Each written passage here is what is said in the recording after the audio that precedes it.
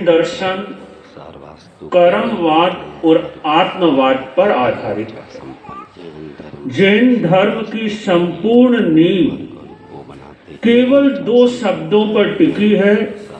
पहला शब्द है आत्मवाद और दूसरा शब्द है कर्मवाद। आगमकार कहते हैं सुचिन्ना कम्मा सुचिन्ना फला, दुचिन्ना कम्मा दुचिन्ना फला। अच्छे कर्मों का फल अच्छा होता है और बुरे कर्मों का फल बुरा होता है। मगर वहीं पर ठाणम सूत्र के 5वें स्थान में पंच समवाय का वर्णन आता है कि काल, स्वभाव, कर्म, पुरुषार्थ और नियति। भगवान महावीर ये कहते हैं कि पुरुषार्थ के द्वारा भाग्य में भी बदलाव संभव है और इसे समझने के लिए हमें जानना होता है कि जैन दर्शन में कर्म की 10 अवस्थाएं बताई है। कर्म की 10 अवस्थाएं बंध, उदय, उदीर्णा, उत्वर्तन, अपवर्तन, संक्रमण। और जो संक्रमण अवस्था को समझ लेता है वह व्यक्ति ये जानता है कि केवल कर्म ही सब कुछ नहीं है, कर्मों में बदलाव किया जा सकता है। अशुभ कर्मों के परिणाम को भी शुभ कर्मों में बदला जा सकता है। और अगर व्यक्ति आलस्य, प्रमाद, गलत संगत, दुर्व्यसन में रहता है तो वो अपने शुभ कर्म भी अशुभ कर्म में बदल देता है। आज हम एक लाइन अवश्य याद करें कि भाग्य में परिवर्तन संभव है। जैसा कर्म मैंने किया था वो कर्म मुझे भोगना पड़ेगा, ये कोई सनातन या पूर्ण सत्य नहीं है, ये अधूरा सत्य है। अगर मैं अपनी पुरुषार्थ चेतना को जगा लूं, मैं अपनी आत्म शक्ति और संकल्प शक्ति को जगा लूं, तो मैं अपने भाग्य की तस्वीर को बदल सकता हूं, क्योंकि मैं स्वयं अपने भाग्य का निर्माता हूं। आज हमने विषय दिया कि स्वस्थ और सुखी परिवार में जैन वास्तु और मंत्रों की भूमिका। बंधुओं, जीवन में दिशाओं का बड़ा महत्व होता है। दिशाओं में वह शक्ति होती है, दिशाओं में वह क्षमता होती है जो व्यक्ति की जिंदगी की दशा को बदल सकती है। दशा और दिशा का बड़ा गहरा संबंध है। ठाणम सूत्र के दूसरे स्थान में कहा जाता है कि साधु साध्वी स्वाध्याय करे, साधु साध्वी प्रवचन करे, आचार्य किसी को दीक्षा दे तो ये नियत नियम है कि उनका मुख या तो उत्तर की ओर होना चाहिए या पूरब की ओर होना चाहिए। अगर साधु साध्वी आहार ग्रहण कर रहे हैं तो उनका मुख या उत्तर की ओर हो या पूरब की ओर हो। आगमकार कहते हैं उत्तर पूरब पूज्या, उत्तर पूरब पूज्या, कि उत्तर और पूरब जो दिशा है वह पूजनीय है। उत्तर और पूरब को जब मिलाया जाता है तो एक कोण बनता है और उस कोण का नाम होता है ईशान कोण। बंधुओं, आज हमारे इस भरत क्षेत्र में कोई तीर्थंकर नहीं है, मगर हम दूरी मापना चाहें कि हमारे सबसे नजदीक कौन से तीर्थंकर हैं, तो वह महाविदय क्षेत्र में विराजमान तीर्थंकर सिमंदर स्वामी हैं। और जब हमें तीर्थंकर सिमंदर स्वामी को वंदन करना होता है तो हमें ईशान कोण की ओर मुख करना होता है। बंधुओं, दिशाओं का जीवन में बड़ा महत्व है। दिशाएं जिंदगी की दशा बदल सकती है। अगर सुबह सुबह किसी डाल पर बैठकर एक कौवा पूरब की तरफ मुंह करके बोले तो ये समझ लेना कि कोई शुभ समाचार आने वाला है। ये समझ लेना कि सौभाग्य का जागरण होने वाला है। और वही कौवा अगर उत्तर की तरफ मुंह करके बोले तो समझ लेना कि कोई अशुभ समाचार आने वाला है। कोई समस्या आने वाली है, कोई विघ्न आने वाला है, कोई संकट आने वाला है। पूरब की तरफ मुंह करके बोले तो वो भारा 25 और उत्तर की तरफ मुंह करके बोले तो बनता धार। विचार करना इस चीज पर कि वही वृक्ष है, वही डाली है, वही कोवा है। अगर पूरब की तरफ मुंह करके बोले तो शुभ समाचार आ रहा है, उत्तर की तरफ मुंह करके बोले तो अशुभ घटित होने वाला है। कितना अंतर है ये पूरब और ये उत्तर। मगर ये बताता है कि दिशाओं का जीवन में बड़ा महत्व होता है। भगवती सूत्र के 10वें शतक में वर्णन आता है कि पूरब की तरफ से आने वाली वायु बड़ी कल्याणकारी होती है, मगर नेतृत्व कोण कुबेर मूल से आने वाली वायु अनिष्ट कारक होती है। जब मैंने भगवती सूत्र में ये पढ़ा तो मुझे लगा वास्तु का नियम भी तो यही कहता है कि ईशान कोण नीचा होना चाहिए और कुबेर मूल ऊंचा होना चाहिए। ईशान कोण खुला होगा तो उगते हुए सूर्य का प्रकाश आपके घर में प्रवेश करेगा। और आज विज्ञान भी ये मानता है कि जिस घर में सूर्य की रोशनी आती है वहां पर बीमारियां कम होती है। जिस घर में सूर्य की रोशनी आती है वहां एक प्रकाश का वास होता है। जिस घर में सूर्य की रोशनी आती है वहां व्यक्ति का संकल्प बल भी दृढ़ होता है। मगर सूर्य की रोशनी, ईशान कोण की हवा कब आएगी? जब ईशान कोण खुला होगा। वहीं पर जो दक्षिण की वायु है, नेतृत्व कोण कुबेर मूल की वायु है, वह अनिष्ट कारक है, अमंगल कारक है। इसलिए आप सोचो कि वास्तुविद कहते हैं कि आपके घर का साउथ वेस्ट ऊंचा होना चाहिए, ढका हुआ होना चाहिए। अगर घर में मंगल और आनंद चाहते हो तो दक्षिण की ओर से कभी वायु नहीं आनी चाहिए। बंधुओं, आज हमारा विषय है कि स्वस्थ और सुखी परिवार में जैन वास्तु की भूमिका क्या हो सकती है। हम 8 बिंदुओं पर चिंतन करेंगे और उसे जैन धर्म से जोड़ने का थोड़ा प्रयास करेंगे। पहला बिंदु, क्योंकि समय की अपनी सीमा है, पहला बिंदु है कि अगर आप घर में स्वस्थता चाहते हैं, घर में सुख चाहते हैं, घर में समृद्धि चाहते हैं, परिवार में प्रेम और स्नेह चाहते हैं, तो पहला नियम बना लो कि हमारे घर में कभी भी जल का, पानी का अपव्यय नहीं होगा। क्योंकि जिस घर में जल का, पानी का अपव्यय होता है, मानकर चलना कि वहां पर अशांति का वास होता है। जिस घर के नल से टप टप करके अगर पानी बहता है तो वह टप टप करके बहता पानी घर में खिटपिट पैदा करता है। अब इसे हम अगर पहले ज्योतिष की दृष्टि से जोड़ें तो ज्योतिष में जल को चंद्रमा का कारक माना है कि चंद्रमा के द्वारा जल का प्रतिनिधित्व होता है। आज वैज्ञानिक भी मानते हैं कि अमावस को, पूर्णिमा को इतनी आत्महत्याएं क्यों होती है, या पर्व तिथियों में ही समुद्र में ज्वार और भाटा क्यों आता है? क्योंकि पर्व तिथियों में समुद्र में पानी की मात्रा बढ़ती है। इसीलिए हमारे जैन आचार्यों ने विधान किया कि पर्व तिथियों में हरी लिलोटी का सेवन नहीं करना, पर्व तिथियों में चौविहार करना, पर्व तिथियों में अधिक से अधिक धर्म ध्यान में रत रहना, क्योंकि इन तिथियों में मन के भटकाव का बड़ा संबंध है।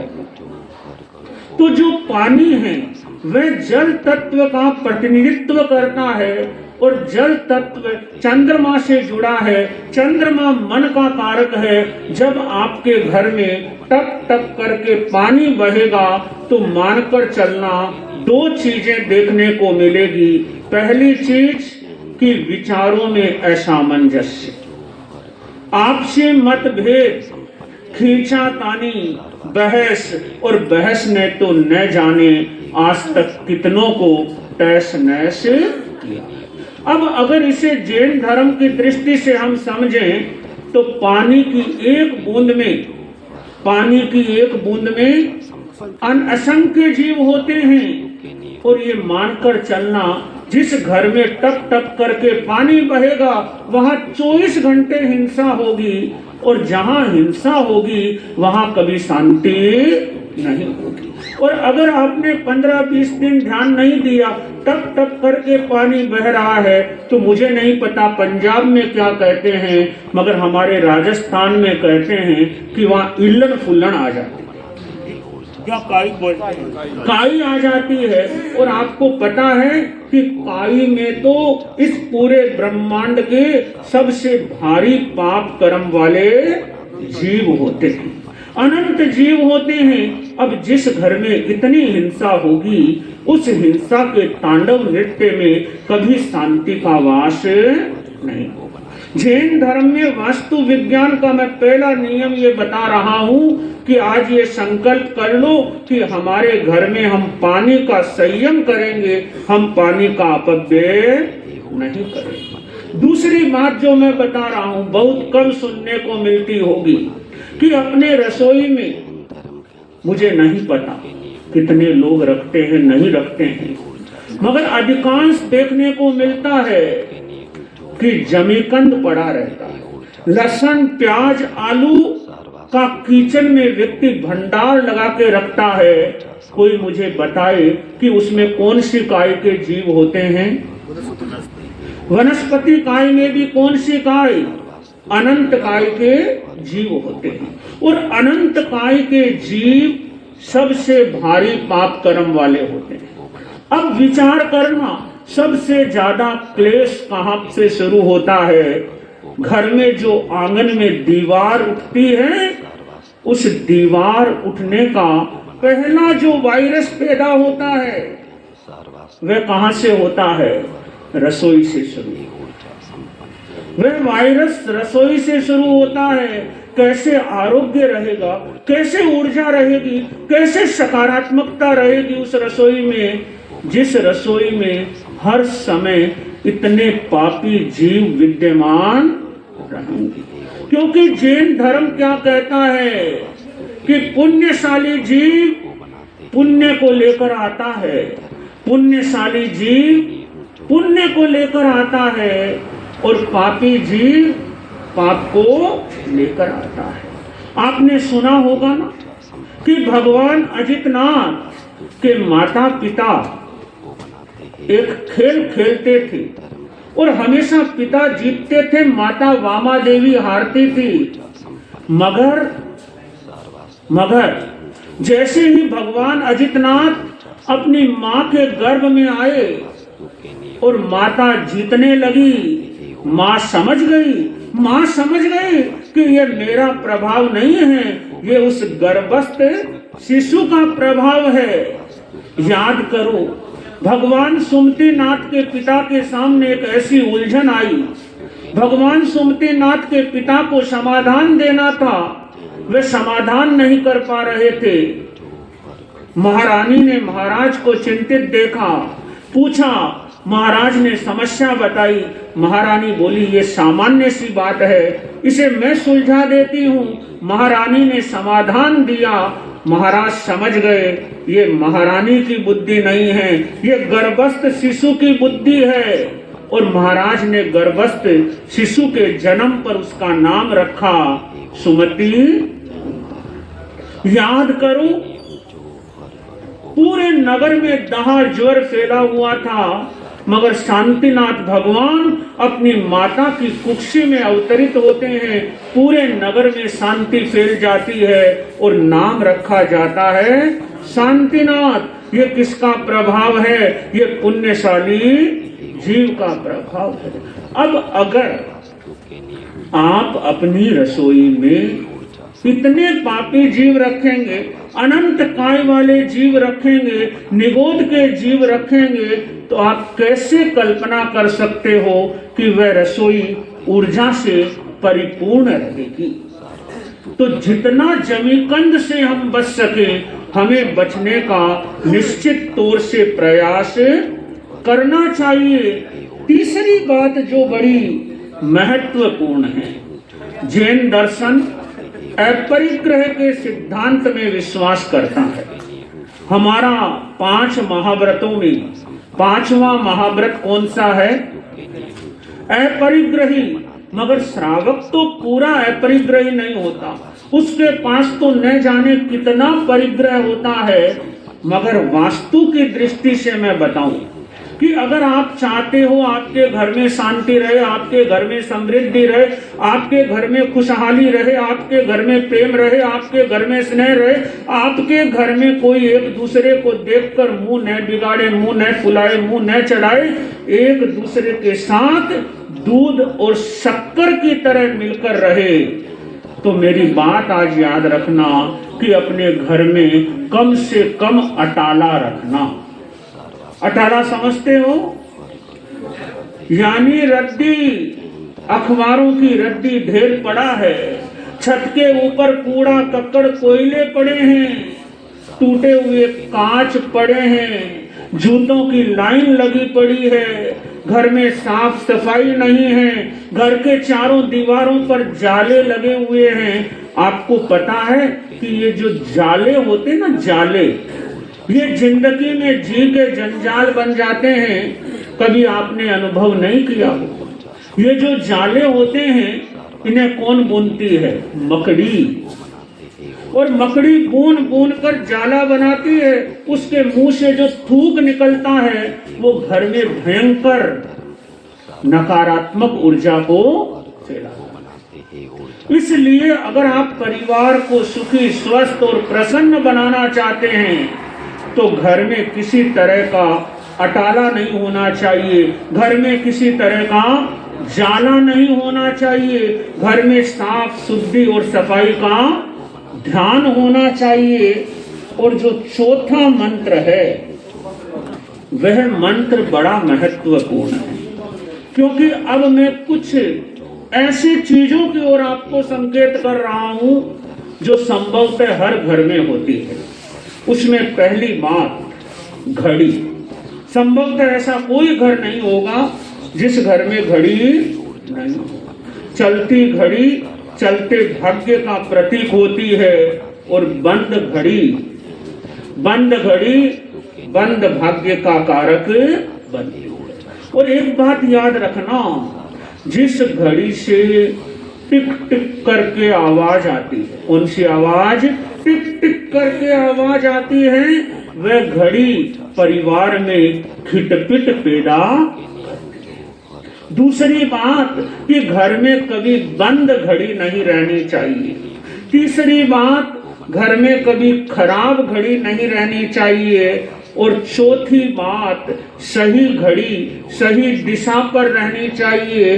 घड़ी के लिए सर्वोत्तम जो दिशा है वह है उत्तर और पूरब। उत्तर और पूरब। और जिस दिशा पर कभी घड़ी नहीं रहनी चाहिए वह दिशा है दक्षिण दिशा। बंधुओं, घड़ी का विज्ञान बड़ा अद्भुत है। घड़ी हमें संकेत देती है, हम संकेतों को समझ नहीं पाते हैं, तो घड़ी के संदर्भ में मैंने बताया। दूसरी बात जो मैंने कल रात्रि में भी कहा था कि अष्ट मंगल में एक मंगल है दर्पण, जिस दर्पण का जैन धर्म में भी बड़ा महत्व है। ऐसा कोई धर्म नहीं है जिस धर्म में दर्पण का महत्व नहीं हो। ये दर्पण जल तत्व का प्रतीक होता है। दर्पण की वह महत्ता है कि तीर्थंकरों का जन्म होते ही उन्हें सबसे पहले दर्पण दिखाया जाता है। इससे हम जान सकते हैं कि दर्पण कितना शक्तिशाली होता है। मगर यही दर्पण अगर घर के अग्नि कोण में आ जाए, अग्नि कोण में क्यों?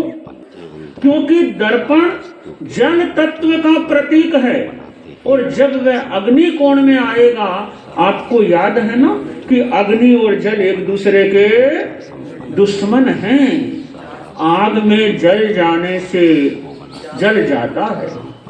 इसलिए घर में दर्पण के संदर्भ में बताता हूँ कि कभी घर में पहली बात दर्पण टूटा हुआ नहीं होना चाहिए। दूसरी बात दर्पण धब्बेदार नहीं होना चाहिए। तीसरी बात दर्पण कभी गंदा नहीं रहना चाहिए। आज जिन घरों में नशे की प्रवृत्ति देखने को मिलेगी, मानकर चलना उस घर के अंदर जो दर्पण होंगे वो कहीं न कहीं गंदे होंगे, धब्बेदार होंगे, धुंधले होंगे। और जिन घरों में गंदे, धब्बेदार, धुंधले दर्पण होंगे वहां नशे की प्रवृत्ति पनपेगी। और मैं कहता हूं आज हमारे युवक व्यसन में है, आज हमारे युवक व्यसन में हैं, युवतियां फैशन में हैं और पूरा परिवार टेंशन में है। तो दर्पण का बड़ा रोल है कि दर्पण केवल महालक्ष्मी का प्रतीक कब बनता है, जब उसे सही दिशा में लगाया जाता है।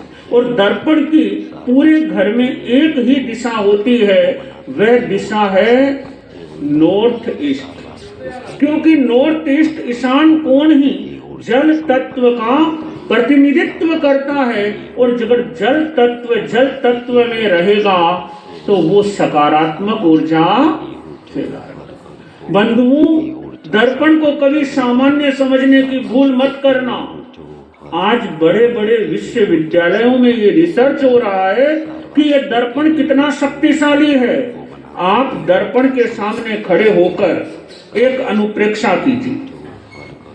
आप दर्पण के सामने जो भावना करेंगे वही भावना 16,000 गुना रिफ्लेक्ट होकर वापस हमारे पास आएगी। अगर मैंने दर्पण के सामने खड़े होकर ये प्रार्थना की, ये भावना भाई, ये अनुप्रेक्षा की कि मैं प्रसन्न हूँ, मैं शक्तिशाली हूँ, मैं स्वस्थ हूँ, मैं आनंदमय हूँ, मैं आरोग्यमय हूँ, यही भावना वापस 16,000 गुना रिफ्लेक्ट होकर मेरे पास आएगी। इसीलिए कहते हैं शयन कक्ष में कभी दर्पण नहीं होना चाहिए। शयन कक्ष में दर्पण का विरोध नहीं है। ये बताया जाता है कि अगर हम शयन कक्ष में सोते हैं तो हमारी शरीर की प्रतिछाया दर्पण पे नहीं पड़नी चाहिए। क्योंकि शरीर में न जाने हमारे मस्तिष्क में कितने तरह के विचार आते हैं और वो विचार अगर नकारात्मक है तो 16,000 गुना रिफ्लेक्ट होकर आएंगे। और इसीलिए आपने देखा होगा बहुत लोग जब सुबह उठते हैं तो बोलते हैं हम बड़े थके हैं, आज तो पूरी नींद नहीं आई। अरे सुबह उठना तो ताजगी के साथ चाहिए, मगर व्यक्ति उस समय भी अपने आप को अगर कमजोर महसूस कर रहा है, कारण हो सकता है कि शयन कक्ष में दर्पण हो, रात को बुरे सपने आए हो, बुरे विचार आए हो, अनेक जंजाल आए हो। और अगर उन जंजालों का 16,000 गुना असर वापस हम पर होगा तो विचार करो शरीर और मन पर क्या प्रभाव पड़ेगा। पांचवी बात जो मैं बता रहा था, पहले मैंने घड़ी का बताया, दूसरा मैंने कांच का बताया, तीसरी बात जिसका मैंने स्वयं अनेक जगह प्रभाव देखा वो ये है कि घर का जो नॉर्थ ईस्ट कॉर्नर है वह नॉर्थ ईस्ट कॉर्नर बिल्कुल साफ सुथरा होना चाहिए। वहां पर जूते खोलना, वहां पे झाड़ू पोछा रखना, वहां पर गंदगी रखना, नॉर्थ ईस्ट का कटा हुआ होना, नॉर्थ ईस्ट में गंदगी रहना, बंधुओं ये वास्तु शास्त्र में सबसे बड़ा दोष माना जाता है। इससे बड़ा कोई भी दोष नहीं होता। इसलिए इस कोण को देव मूल्य कहा गया। देव मूल्य क्यों कहा गया?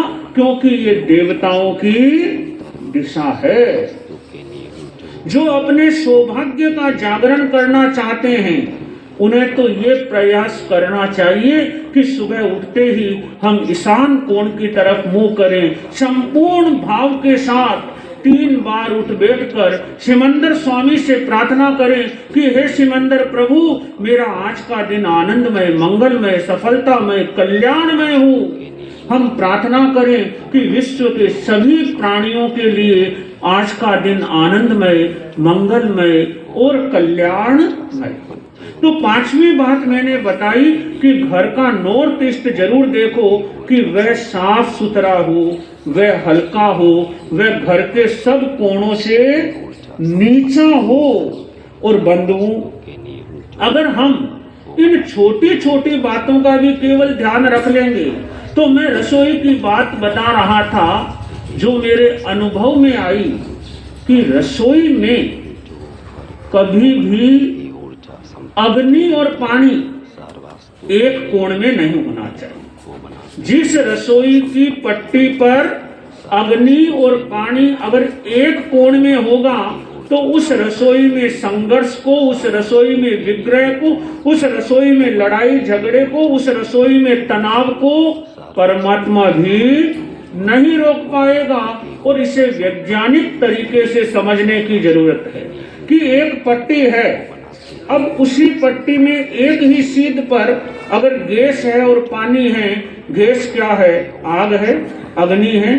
पानी क्या है? पानी है, जल है। और अग्नि और जल का आपस में क्या होता है?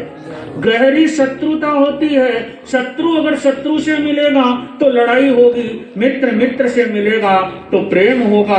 आप केवल ये प्रयोग करके देखो कि रसोई के अंदर गैस और पानी एल शेप में हो, आपको थोड़े ही दिनों में वहां परिवर्तन देखने को मिलेगा। बंधुओं, और भी अनेक छोटी छोटी कई बातें हो सकती है। एक बड़ी गहरी रहस्य की बात बताता हूँ। अगर आपको ये देखना हो, आपको ये जानना हो, आपको ये समझना हो कि ये परिवार एक व्यक्ति की आज्ञा में चल रहा है या हर व्यक्ति मनमोजी है, अगर केवल इतना सा देखना हो ना कि ये परिवार एक व्यक्ति की आज्ञा में चल रहा है या ये परिवार के सारे सदस्य आजाद हिंद सेना के मेंबर है, तो घर में प्रवेश करते ही देख लेना, जिस घर में चप्पल और जूते, जिस घर में चप्पल और जूते एक लाइन में खुले होंगे, बिखरे हुए नहीं होंगे, यानी उस घर में अनुशासन है, उस घर में विनम्रता है, उस घर में समर्पण है, उस घर में बड़ों के प्रति सम्मान है। और जिस घर में घुसते ही दिखे दो की चप्पल इधर, एक की चप्पल उधर, एक चप्पल उधर, एक चप्पल इधर, यानी इस घर के सदस्य आजाद हिंद है, कोई किसी की सुनने वाला नहीं है।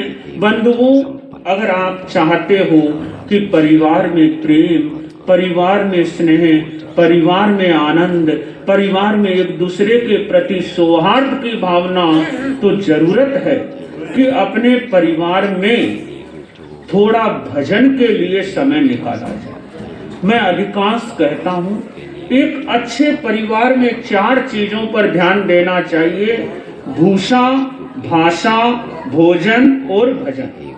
भूषा, भाषा, भोजन और भजन। भूषा का अर्थ कोई ड्रेस कोड नहीं है। भूषा का अर्थ ये मत सोचना कि कैसे कपड़े पहन लिए। भूषा का अर्थ है कि परिवार में किसी भी बात को लेकर जिद नहीं होना चाहिए। परिवार में किसी भी बात को लेकर जिद नहीं होना चाहिए। और ये जो जिद है ना, यही परिवार को तोड़ता है। दूसरा मैंने कहा भाषा। परिवार में आप एक ही भाषा बोलो, मेरा कोई विरोध नहीं है, आप हिंदी बोलो, पंजाबी बोलो, हरियाणवी बोलो, तमिल बोलो, कन्नड़ बोलो, अंग्रेजी बोलो, कोई भी भाषा बोलो, मगर आपके परिवार में केवल एक ही भाषा होनी चाहिए। और उस भाषा को कहा जाता है प्रेम की भाषा, क्योंकि प्रेम की भाषा बहरा सुन लेता है, प्रेम की भाषा अंधा देख लेता है। हमारे ऋषि मुनियों ने तो कहा कि वाणी ऐसी बोलिए मन का आपा खोई, आपन को शीतल करे और शीतल होई। मगर मुझे लगता है आजकल तो लोगों ने इसे बदल कर रख दिया। आजकल तो बोलते हैं वाणी ऐसी बोलिए मन का आपा कोई, सुनने वाला 7 दिन सिसक सिसक कर रोई। यानी हमारी भाषा कैसी, हम भूल गए कि ऐसे आतंकवाद होता है तो ऐसे अरिहंत भी होता है, गै से गधा होता है तो गै से गणेश भी होता है, सह से सत्यानाश होता है तो सह से सत्य भी होता है, प्रय से प्रहार होता है तो प्रय से प्रणाम भी होता है। एक व्यक्ति किसी घर में छाछ लेने के लिए गया और जाकर बोला, ए भाई बाडी छाछ दीजिए जाडी, ए भाई बाडी छाछ दीजिए जाडी। वो बहन बोली, जैसी थारी वाणी बीसो छाछ में पानी। जैसा बोलोगे वैसा मिलेगा। एक देवर आया और कहने लगा, ए काणी भाभी पानी पिला, ए काणी भाभी पानी पिला। भाभी ने कहा, कुत्ते को पानी पिला दूंगी मगर तुझे पानी नहीं पिला। इतने में छोटा देवर आया और उसने कहा, प्यारी भाभी पानी पिलाओ। भाभी बोली, देवर जी बैठो, पानी क्या, बादाम का शरबत बनाकर। चमत्कार किसका है? चमत्कार है आपकी वाणी का, परिवार में भूषा, परिवार में भाषा, और तीसरा है परिवार में भोजन। कि यह भी देखो कि आपके घर में भोजन कैसा होता है। इसलिए भोजन को केवल भोजन नहीं कहा जाता, अन्न को देवता कहा जाता है, अन्न को देवी के रूप में अन्नपूर्णा कहा जाता है। अन्न से ही ये शरीर बनता है, अन्न का शरीर पर सर्वाधिक प्रभाव होता है।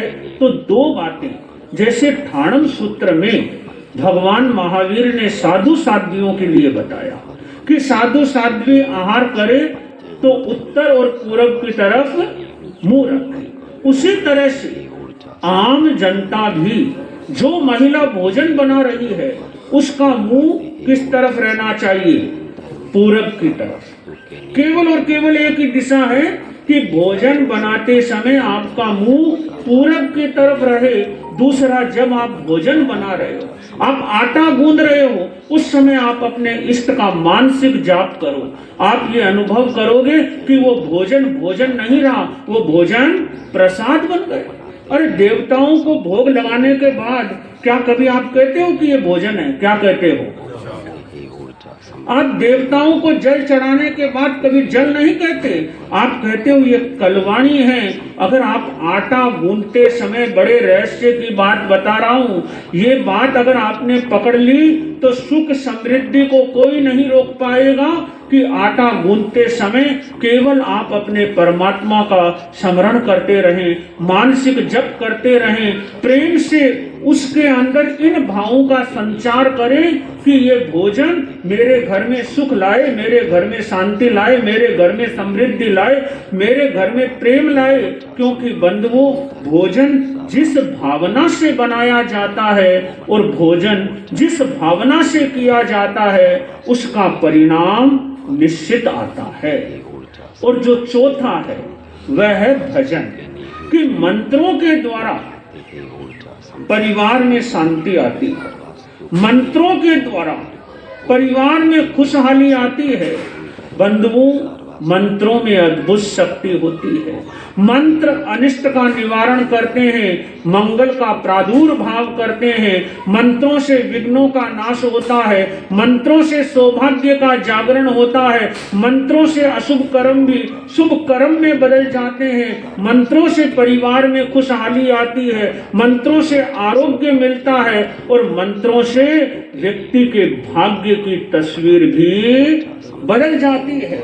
केवल मैं 3 मंत्र आज आपको देता हूं, अगर आपने श्रद्धा से उन 3 मंत्रों का जप किया, ये मेरा अनुभव कहता है, मैंने सैकड़ों परिवारों पर ये प्रयोग करके देखा, अगर व्यक्ति इन 3 मंत्रों का जप करता है तो परिवार में कितना भी तनाव हो, कितना भी दुराव हो, कितना भी मनमुटाव हो, कितना भी मतभेद हो, वह व्यक्ति मतभेद को, मनभेद को भूल जाता है, एक दूसरे के नजदीक आना लगता है। क्योंकि मंत्रों से निकलने वाली ध्वनि, मंत्रों से निकलने वाले वे परमाणु ही ऐसा कार्य करते हैं कि व्यक्ति अपने परिवार में, घर आंगन में आनंद का अनुभव करने लगता है। पहला मंत्र भगवान अजितनाथ का, श्रीमद् जयाचार्य ने 24 में लिखा, अहो प्रभु अजित जिनेश्वर आपरो, ध्याऊ ध्यान हमेश हो। अहो प्रभु अशरण शरण तू ही सही, मेटन सकल कलेश हो। ये अजितनाथ भगवान का इतना शक्तिशाली मंत्र है जो श्रीमद् जयाचार्य के द्वारा रचित है, 24 में आया है। अहो प्रभु अजित जिनेश्वर आपरो, ध्याऊ ध्यान हमेश हो। अहो प्रभु अशरण शरण तू ही सही, मेटन सकल कलेश हो। कि हे अजितनाथ भगवान, मैं आपकी शरण में आ गया हूँ और आप मेरे सारे कष्टों को, सारे क्लेशों को आप मिटाने वाले हो। अगर प्रतिदिन घर आंगन में बैठकर ये एक माला फेरी जाए, आपको चंद दिनों में, केवल 43 दिन लगातार आप करके देखिए, 44वें दिन तो आप अनुभव करेंगे कि कुछ तो चमत्कार घटित हो। दूसरा प्रयोग, घर में अगर तनाव है, संबंधों में थोड़ी खटास है, तो आप उगते हुए सूर्य के सामने, बाल सूर्य के सामने, आजकल तो इतनी सुविधा है, आप सूर्य उदय का समय भी देख सकते हैं, और सूर्य उदय से लेकर ठीक 12 मिनट, जैसे 6 बजे अगर सूर्य उदय हुआ तो 6 बजे से 6:12 तक, इस 12 मिनट में आप नमस्कार महामंत्र का बीज मंत्र ओम ऐसी आऊषा नमः, ओम ऐसी आऊषा नमः, उगते हुए सूर्य के सामने खड़े होकर तन्मय बनकर एकाग्रता से, इस भावना से, इस प्रार्थना से कि मेरे परिवार में शांति आए, मेरे परिवार में प्रसन्नता आए, मेरे परिवार में हर व्यक्ति के चेहरे प्रसन्न रहे। अगर आपने केवल 12 दिन भी लगातार कर लिया तो आप अनुभव करोगे कि कुछ तो सकारात्मक ऊर्जा मेरे परिवार में फैल रही है, मुरझाए हुए चेहरे खिल रहे हैं। और जो तीसरा मंत्र मैं बता रहा हूं, अत्यंत जिन शासन का शक्तिशाली मंत्र है।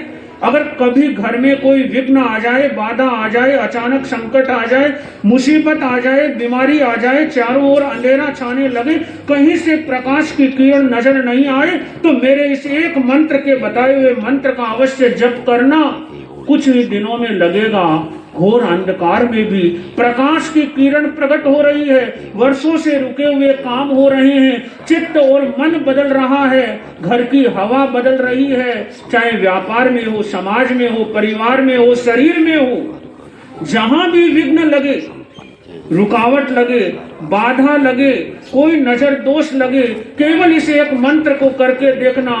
त्रिसंध्या के समय करना, सुबह, दोपहर और शाम, तीनों समय केवल एक एक माला फेरना नमस्कार महामंत्र को अपश्यानुपूरी, यानी उल्टा नमस्कार महामंत्र।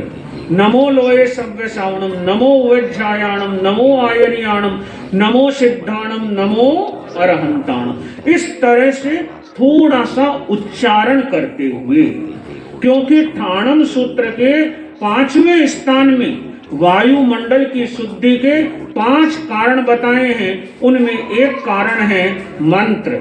अगर आप मंत्रों का उच्चारण अपने घर में बैठकर करते हैं तो वो यज्ञ का कार्य करता है। ये मैं नहीं कहता, ये आगमकार कहते हैं।